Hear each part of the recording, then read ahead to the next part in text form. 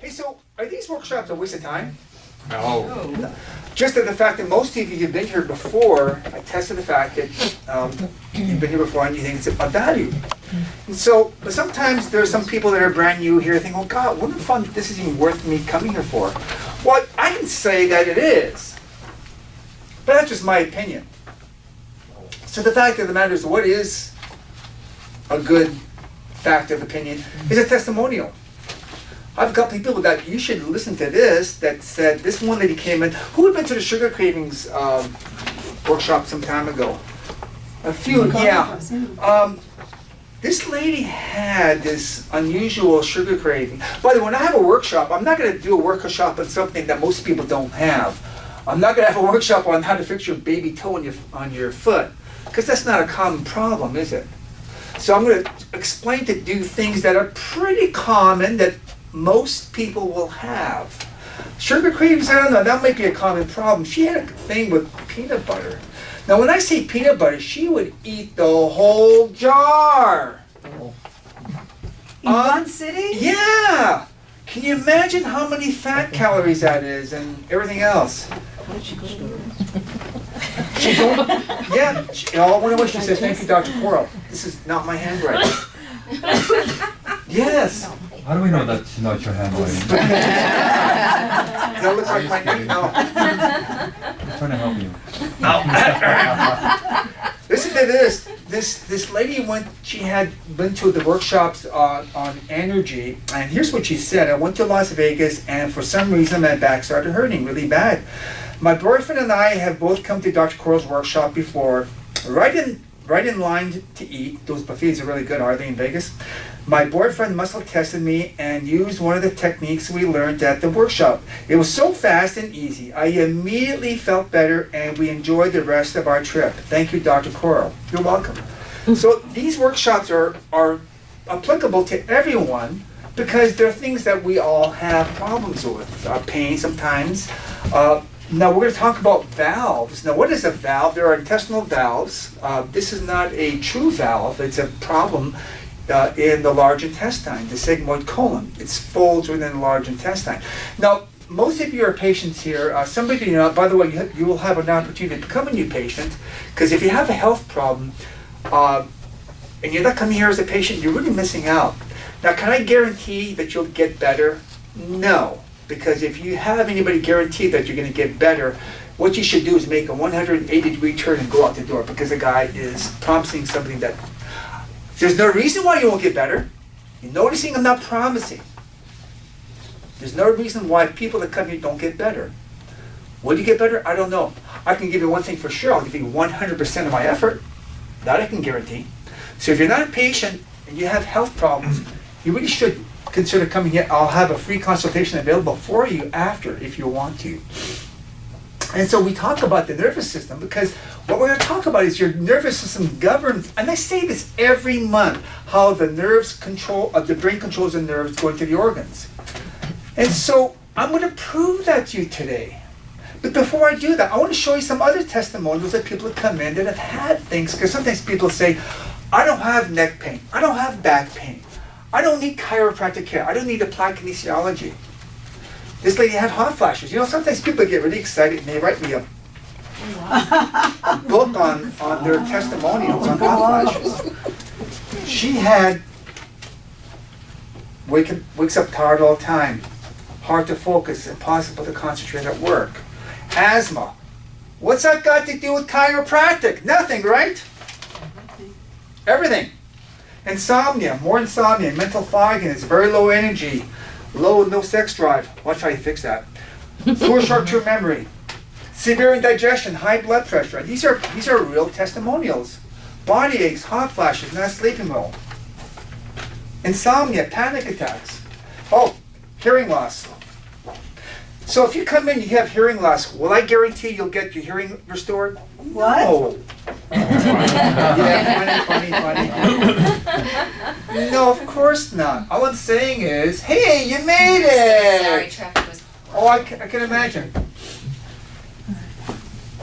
All I'm saying is you're not a patient here, you really should be, because you are probably missing out on some pretty good health benefits. And so what we're going to talk about is how to help you fix these pesky valves. Now, most of your patients here, like I say, some of you are not. Just a show of hands, I'm just kind of curious, how many of you in this audience have had a valve problem? Pretty well everyone here. You didn't raise your hand, Dallas. There we go. But he's only the valve of Houston, so. Well, he said both actually. Okay. So what I'm going to show you is I'm going to prove how the nerves in the upper neck control these valves. It is going to be a neurological correction, but you're going to have to wake up that valve, because if you just touch the valve, and either one, is it going to fix by itself? No. Now, if I correct your neck, by the way, when people come in and they're kind of getting their treatment here, and I'm fixing their valves, you probably don't realize it because I don't say everything I'm doing. I'm actually fixing that neck on the same side of the valve involvement. I don't say that, but you have to. And that's the secret, actually. So what you're going to be doing is you're actually going to be doing a minor correction to your neck while you're going to be fixing the valve. Now, what you're going to do is you're going to be pushing on the valve and letting go. But notice I'm saying you're pushing in. You're not going to be pushing up. Do not push up. Let me say this again. Do not push up. Do not push down on either valve. Do not do that, please. You're going to be pushing in. And you're going to be pushing in fairly hard and letting go. I have a question. When you do it on us, it's very low on the. Yeah, And you're showing it well, here. here, just where your hips are, just above your hips. If you don't know where they are, just kind of use a gunshot approach. A And black marker. Can you go where the pain is? you can go where the pain is. You're just kind of in this lower quadrant of the abdominals. Above the hip bone or? Yeah, just above the hip bone. And you can use your fist, you can use your hand, 4 or 5 fingers. I mean, if you use 4 or 5 fingers, you're going to get it anyways. I mean, it's hard. By the way, if you do this all wrong, if you mess it up, the worst that'll happen is what? Nothing. So by the way, if you do this correction on yourself and you don't need it, will you harm yourself? No. But if you need it and you do it, the benefits are pretty phenomenal. So let me explain how we're going to do this thing this morning. By the way, we have some visitors from New York City, right? Hey! Orlando. Oh, okay. Joe, same things. You're Yeah, close they're enough? right. Okay, Yeah, okay. they're right. Did you used to live in New York? My other family lives Okay. up there, so they're I majored in U.S. history and geography. Exactly. Yes. He's a Winnipeg, yeah. What do you think? It's east of here somewhere. Okay. Yeah. So what we'll explain how we do this morning is I'm going to explain how this works really fast. You're going to do a muscle test, and you're going to touch the valve on either side. Let's say, for example, you go weak. You have either an open or a closed valve. I'm not going to go into which one. If you're strong, you're going to have a closed valve, but let's just go with that. You're going to be pushing on the valve, and you're going to be turning your head the opposite way. Okay, not the same way, opposite way. And you're going to be breathing because the neck is bathing in this fluid around the spinal cord. So to assist the correction, you have to breathe in. But I think somebody should answer this question for me. With all intestinal valve problems, we're going to do the structural correction, which will change the biochemical. What other component is there with most valve problems? Cranial. Neurological. Emotional. Emotional. Emotional.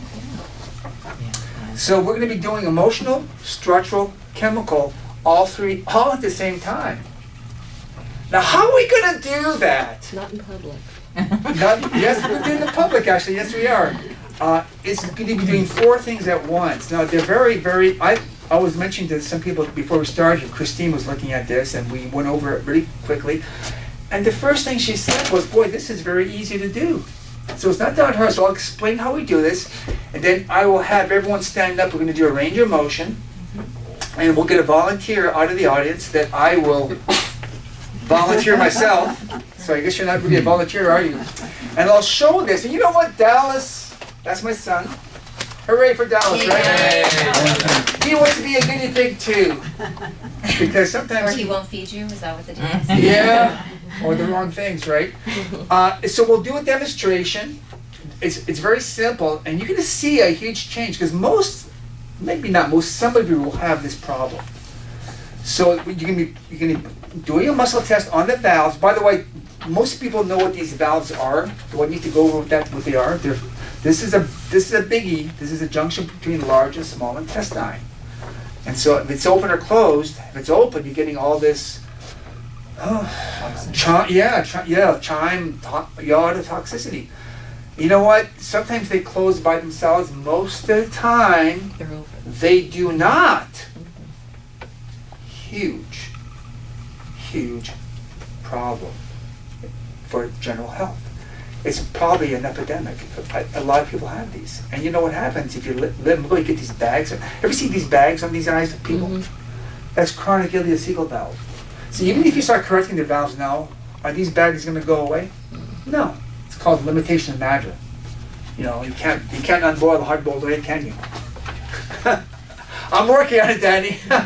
Okay, well, let's do this. Let's get started. So I'm going to go ahead and have everyone stand up and cross their arms and twist to the left and to the right. And we're going to find somebody who has the worst range of motion.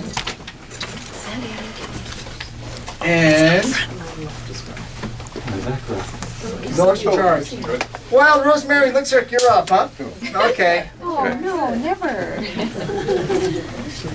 So watch how we do this. He cheated, he told me yesterday he was gonna pick me. Yeah, but you actually qualified because, no, you're valved out. Okay, so please have a seat, or you can stand. You can view here. The first thing we're going to do is, I want you to observe Rosemary's range of motion and see which way she has the restriction, to the left and to the right. Don't say both. Left, because I see you. Oh my goodness, the wow, left, that's better. yeah, the left, right? Which one's harder for you to do? Amazing. The right felt harder, but. It looks like, yeah. It's not the left, it's the right. No, Yeah. I'm No, you looking, can Maybe put a motion switch. there. I'm There's looking more for an motion angle. there. what do you think, Adrian? I don't know. Whatever the patient, which one hurts more? Do the, you seem to go further to the left. The further there. right. There, it's not to the. Does that hurt to do that? The I know, I left think it's hurts pretty more, impressed by her but range of motion. Okay, the so right both. seems limited. Okay, so it's both. So the first thing you're going to do is you're going to hold out your arm here. And by the way, this is not a contest. We're not trying to muscle. wrestle. So a person like Danny's kind of strong. Look at those biceps. Okay. So go ahead and push hard. And okay, so we have a strong muscle. Okay. So the first thing we do is you're going to put your hand on the valve. Now, if this person goes weak, there's a valve involvement. Now, I'm not going to say which one, open or closed. It doesn't matter. By the way, if it's open or closed, the correction is the same. That's why it doesn't matter. And does the arm stay strong? And it actually doesn't. Take your hand away. Push hard. Okay, so we're going to do the same thing to the opposite valve here. Does that stay strong? And the answer is, it actually does. So this person has probably a closed valve. I don't know, it doesn't matter. All you know is when you touch it, it goes weak. All I know is that's not normal, is it? Is that normal? No. No. Good answer. So what you're going to be doing is you're going to be putting your hand on your forehead, probably your left. You're going to be pushing. You have to do this all at the same time in sync. You have to be pushing, and you're turning, and you're breathing, and then you let go, and you turn your head back to the middle. And let go. Make sure you do not turn your body, but your neck only, because you want to correct the upper neck on the right side that controls the valve. And what you're doing is you're waking up the nervous system. Your target, it's like a target organ. This is the target organ, the junction of the small and large intestine. You're pushing it, you're waking it up.